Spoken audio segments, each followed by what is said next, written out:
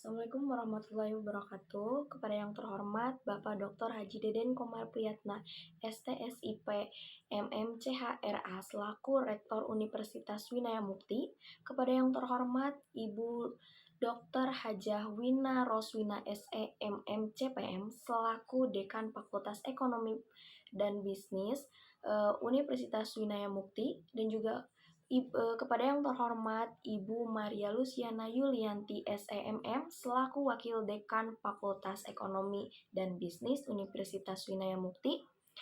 Yang terhormat Bapak Dodi Tisna Amijaya SEMM Kaprodi Manajemen, dan yang terhormat Ibu Tati Sumarti Bisri SIKOM MMCHRA selaku dosen pembimbing. Saya di sini akan memaparkan laporan magang saya di PT Pertamina Geothermal Energi Tbk area Kamojang. Sebelumnya izinkan saya memperkenalkan diri terlebih dahulu. Nama saya Tina Aurelia dengan nomor induk mahasiswa 41224231105550 Prodi Manajemen. Judul yang saya ambil dalam laporan magang ini yaitu Sistem Pengadaan Barang pada bagian Supply Chain Management di PT Pertamina Geothermal Energi area Kamojang. Latar belakang mengapa saya mengambil judul tersebut yaitu karena Supply Chain Management atau SCM adalah proses pengelolaan aliran barang, informasi, dan juga sumber daya dari titik asal ke titik akhir atau ke konsumen akhir. Nah, SCM mencakup perencanaan, pengadaan, produksi, pengiriman, dan juga pengelolaan hubungan dengan semua pihak yang terlibat dalam rantai pasokan. Salah satu tugas dari SCM adalah pengadaan barang dan juga jasa. Pengadaan barang dan juga jasa merupakan salah satu aspek penting dalam operasional perusahaan, terutama di sektor energi, yang memiliki kompleksitas tinggi seperti PT Geothermal Pertamina Geothermal Energi Tbk area Kamojang. Nah, sistem pengadaan barang yang efektif dan efisien dapat meningkatkan kinerja supply chain dalam mendukung keberlanjutan operasional perusahaan. Dalam praktiknya, pengadaan barang yang efisien dan efektif tidak hanya berpengaruh pada kelancaran operasional perusahaan, tetapi juga berdampak pada biaya dan waktu, yang pada akhirnya mempengaruhi daya saing perusahaan di pasar. PT PGE area Kamojang, salah satu area operasi utama PGE, memiliki kompleksibilitas tersendiri dalam hal pengadaan barang, mengingat karakteristik industri geothermal yang unik dan juga tantangan lingkungan yang dihadapinya. Pengembangan panas bumi di Indonesia dimulai tahun 1926 di Kamojang, Jawa Barat. Pada tahun 1974, Pertamina melakukan survei dan eksplorasi panas bumi yang menghasilkan pilot project PLTP sebesar 0,25 MW di Kamojang tahun 1978. Diikuti dengan keberhasilan pengoperasian lapangan PLTP Unit 1 Kamojang sebesar 30 MW di tahun 1983. PLTP Unit 2 dan 3 Kamojang sebesar 2 kali 50 MW di tahun 1987. Pada tahun 2008 berhasil dioperasikan PLTP Unit 4 Kamojang sebesar 60 MW sebagai total proyek pertama di PGE. PLTP Unit 5 Kamojang sebesar 35 MW di tahun 2015. Visi dan misi. Visinya yaitu World Class Green Energy Company with Largest Geothermal Capacity Globally. Dengan misinya yaitu menciptakan nilai dengan memaksimalkan pengelolaan end-to-end, potensi panas bumi beserta produk turunannya. Yang kedua yaitu mendukung dan juga berpartisipasi dalam agenda dekarbonasi nasional dan juga global. Struktur organisasi perusahaan PGE area Kamojang dipimpin oleh General Manager area Kamojang yang disebut dengan direksi atau direktur operasi. Terus ada manajemen operasional, ada manajer maintenance, manajer business support, dan juga manajer HSSE. Aktivitas magang yang dilakukan oleh praktikan selama kurang lebih 3 bulan di PT Pertamina Geothermal Energi area Kamojang terhitung dari tanggal 9 September 2024 hingga 2 Desember 2024. Yang pertama, praktikan melakukan physical check. Physical check tersendiri yaitu praktikan terlibat dalam melakukan pemeriksaan fisik. Nah, terhadap material yang tujuannya untuk memastikan bahwa jumlah dan juga kondisi material yang tercatat dalam sistem inventari sesuai dengan yang ada atau secara nyatanya. Yang kedua, praktikan membuat BASTM dan juga BAPM. Nah, praktikan membuat berita acara serah terima material atau yang disebut BASTM dan juga berita acara penerimaan material atau yang disebut BAPM. Nah, untuk setiap penerimaan yang telah sesuai yang kemudian dijadikan dasar dalam melakukan proses GR pada sistem MySAP. BASTM tersendiri adalah dokumen yang dipergunakan untuk menerima material sebagai bukti material telah diterima sesuai dengan data atau syarat dalam PO. Nah, dokumen BASTM itu ditandatangani oleh kedua pihak sesuai dengan otorisasi yang lengkap dan dengan materai. Nah, BAPM adalah dokumen yang menjelaskan atas barang yang diterima sesuai atau tidak sesuai dengan PO atau juga dengan RO. Yang ketiga, praktikan juga menginput data lemburan dan juga data dinas driver dengan menggunakan aplikasi HC Admin SCM PT PGE Area Kamojang. Nah, sebelum penginputan ke dalam aplikasi tersebut, pasti diperlukan datanya terlebih dahulu gitu ya, siapa saja gitu yang overtime, siapa saja yang dinas. Membuat data material dan juga request PO. Nah, pembuatan data material dilakukan berdasarkan surat DO. Nah, dari vendor untuk melakukan pengecekan kesesuaian barang yang diterima dengan PO yang dibuat. Dalam pembuatan data material ini, praktikan membuat dalam mikroskop Excel dan juga disesuaikan dengan DO dari vendor. Yang kelima, praktikan terlibat dalam kegiatan penerimaan material yang hanya dapat dilakukan dengan dasar dokumen pengadaan yang berlaku, baik untuk general material maupun bahan bakar minyak atau yang disebut dengan BBM. Seluruh rangkaian kegiatan yang terkait dengan penerimaan material harus merujuk atau didasarkan pada data atau syarat yang tercantum dalam PO. Yang keenam, praktikan juga terlibat dalam pembukaan sampul 1 lewat Zoom. Di Zoom tersebut, praktikan melakukan penyampaian kelengkapan dokumen penawaran yang dilakukan secara langsung melalui aplikasi SmartChip. Nah, metode satu sampul ini mencakup surat penawaran yang dilengkapi dengan persyaratan administrasi, teknis, HSE, plan, dan juga perhitungan harga, serta dokumen lainnya yang diperlukan. Nah, metode itu tuh biasanya digunakan atau dilakukan untuk pengadaan barang atau jasa dengan spesifikasi teknis pekerjaan yang sudah jelas dan juga diperkirakan sebagian besar penawar yang diundang untuk melakukan penawaran akan mampu melaksanakan pekerjaan tersebut dilihat dari segi teknisnya. Yang ketujuh, praktikan juga terlibat dalam BO negosiasi bertahap, di mana praktikan melakukan negosiasi dengan vendor melalui Zoom. Nah, apabila hasil evaluasi penawaran semua harga di atas OE atau HPS, maka negosiasi wajib dilakukan. Nah, negosiasi dapat dilakukan secara manual kepada 3 vendor terbaik atau peserta terbaik. Yang selanjutnya, praktikan juga terlibat dalam proses pembuatan surat menyurat dalam sebuah pengadaan. Surat yang dibuat diantaranya adalah surat penunjukan pemenang, surat permintaan negosiasi, harga penawaran, nota penetapan pemenang, dan juga BA pembukaan, evaluasi, dan juga negosiasi.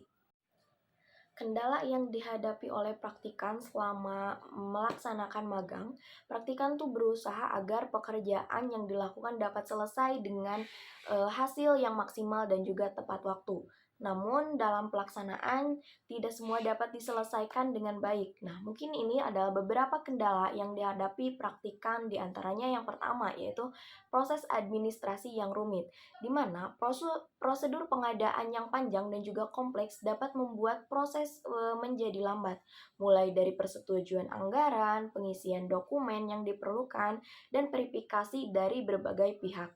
Pada saat proses pengadaan berlangsung, seringkali terjadi sistem saling tunggu untuk melanjutkan tahapan-tahapan selanjutnya.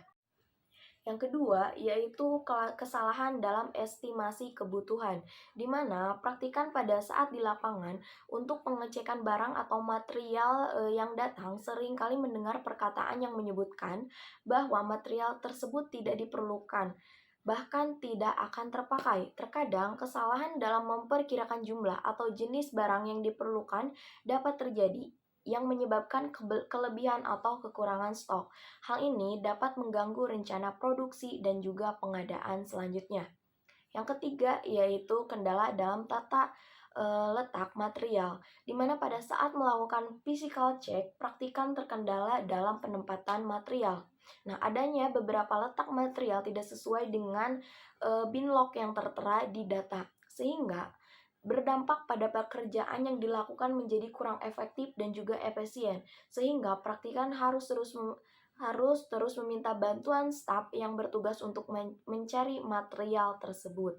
Untuk mengatasi kendala tersebut, menurut Kotler, perubahan yang sukses dalam organisasi memerlukan pemahaman dan juga dukungan dari semua pihak. Nah, dengan melibatkan semua pemangku kepentingan dalam pengembangan dan juga penerapan sistem baru, perusahaan dapat mengurangi resistensi terhadap perubahan dan juga meningkatkan efisiensi. Nah, teori land management berfokus pada pengurangan pemborosan dalam proses.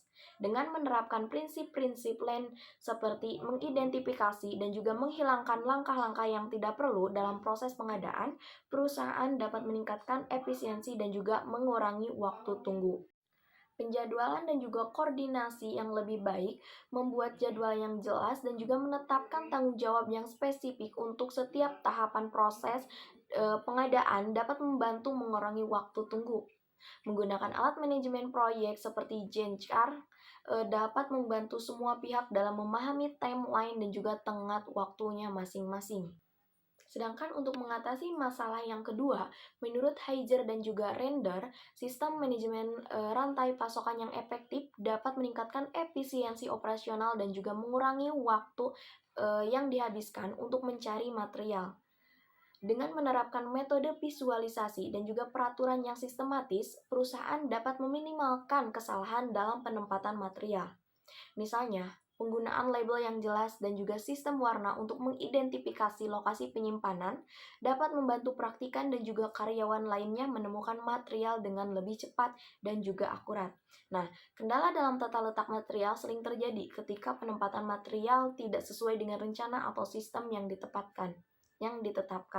Nah, misalnya, pada saat melakukan physical check tuh praktikan menemukan bahwa material yang seharusnya berada di lokasi tertentu atau sesuai dengan bin log justru terletak di tempat yang berbeda atau bahkan tidak terorganisasi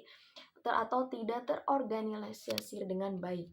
Nah, hal ini dapat menyebabkan kebingungan dan juga memakan waktu karena praktikan harus mencari material yang diperlukan yang seharusnya dapat diakses dengan cepat.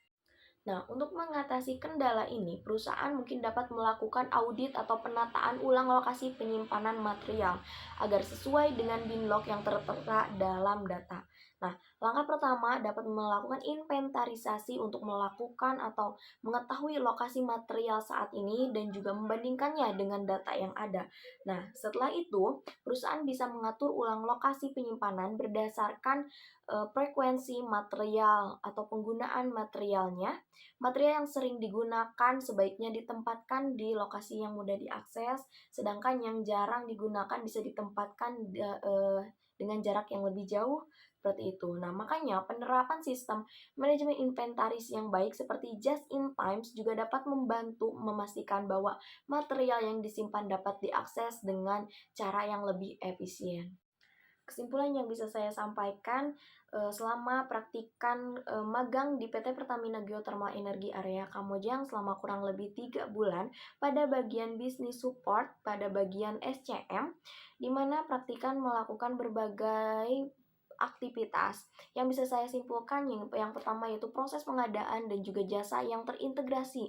Nah, di mana PT Pertamina Geothermal Energi (TBK) menerapkan proses yang sistematis yang mencakup berbagai tahapan mulai dari perencanaan, pemilihan vendor atau pemasok hingga penerimaan material. Nah, setiap tahap tersebut terintegrasikan dengan teknologi seperti smart chip. Nah, yang kedua yaitu penerapan teknologi untuk efisiensi, di mana penggunaan teknologi smart chip terbukti mempercepat proses pengadaan dan meningkatkan akurasi pencatatan data. Nah, selain itu, integrasi dalam sistem ERP kemungkinan perusahaan untuk memantau seluruh aktivitas pengadaan yang lebih efisien dan juga transparan. Yang ketiga yaitu kendala dalam implementasi proses pengadaan. Terdapat beberapa kendala yang dihadapi selama proses magang seperti waktu yang dibutuhkan dalam pemeriksaan fisik atau physical check material awalnya melakukan kesulitan gitu ya dalam menghadapi prosedur pengadaan yang kompleks. Nah, namun dengan bimbingan dan juga kerjasama dengan tim di lapangan, kendala-kendala tersebut dapat diatasi dan juga praktikan dapat memahami apa itu physical check dan prosedurnya. Saran dari praktikan yang pertama yaitu mengimplementasikan just in time atau JIT, yaitu mengadopsi filosofi just in time dalam pengadaan barang dapat membantu perusahaan meminimalkan persediaan dan juga mengurangi biaya penyimpanan. Yang kedua yaitu pemanfaatan sistem pemantauan IoT dalam pengelolaan stok, di mana pengelolaan teknologi Internet of Things dalam sistem gudang dapat membantu pengelolaan stok yang lebih akurat. Misalnya, penggunaan sensor untuk melacak lokasi dan juga kuantitas stok secara otomatis. Sistem ini memungkinkan perusahaan untuk secara real-time mengawasi inventarisasi dan juga mengurangi resiko kehabisan atau kelebihan stok. Refleksi diri. Magang yang dilakukan selama kurang lebih 3 bulan di PGE memberikan wawasan mendalam tentang pengelolaan pengadaan barang dan juga jasa di industri energi. Nah, praktikan yang sebelumnya tidak mengetahui apa itu pengadaan barang, sekarang menjadi mengetahui pengadaan barang dan juga jasa yang baik dan juga yang benar itu seperti apa. Nah, praktikan mungkin sebelumnya hanya memahami atau memiliki pemahaman teoritisnya saja mengenai SCM. Akan tetapi kini eh, praktikan menyadari gitu fungsi SCM dalam menjaga kelancaran operasional perusahaan, meminimalkan biaya dan juga mendukung keberlangsungan perusahaan. Dan juga adaptasi dalam lingkungan kerja menjadi tantangan awal bagi praktikan terutama di tengah karyawan senior yang telah berpengalaman. Nah, namun dengan sikap terbuka dan juga dukungan dari rekan kerja, praktikan mampu menyesuaikan diri. Pengalaman ini mengajarkan praktikan disiplin dan juga mematuhi SOP dan mengatur waktu dengan baik. Nah, selama magang, praktikan dihadapi dengan berbagai kendala dalam pengadaan, seperti kesalahan pencatatan. Hal ini mendorong praktikan untuk berpikir kritis dan juga mencari cara atau solusi yang cepat, serta mengajarkan pentingnya ketelitian dalam SCM. Nah, selama magang ini juga mengajarkan disiplin dalam mengikuti jadwal kerja gitu ya, dan juga tanggung jawab dalam menyelesaikan sebuah tugas. Nah, praktikan belajar untuk selalu siap menghadapi tantangan dan juga menghargai setiap kesempatan untuk belajar dan juga berkembang. Nah, melalui tugas di SCM, praktikan belajar kritis gitu ya, berpikir strategi dalam mengambil keputusan, mempertimbangkan berbagai aspek seperti kuantitas, kualitas, harga, dan juga waktu pengiriman. Nah, pengalaman ini membantu praktikan memandang masalah secara holistik sebelum mengambil keputusan. Dan yang terakhir ini ada aktivitas selama magang. Nah, di sini yang pertama nih, yang foto pertama ada saya itu sedang melakukan penerimaan dan juga pengecekan material. Di gambar yang kedua itu sedang melakukan toolbox atau meeting setiap paginya. Terus yang ketiga melakukan physical check. Yang keempat itu di foto keempat atau gambar keempat itu saya melakukan kayak apa sih evaluasi gitu ya setiap 1 bulannya sekali. Dan yang terakhir itu juga saya melakukan physical check. Nah, mungkin dalam laporan magang kali ini itu saja yang bisa saya sampaikan. Mohon maaf bila ada kesalahan. Wabillahi taufiq wal hidayah. Wassalamualaikum warahmatullahi wabarakatuh.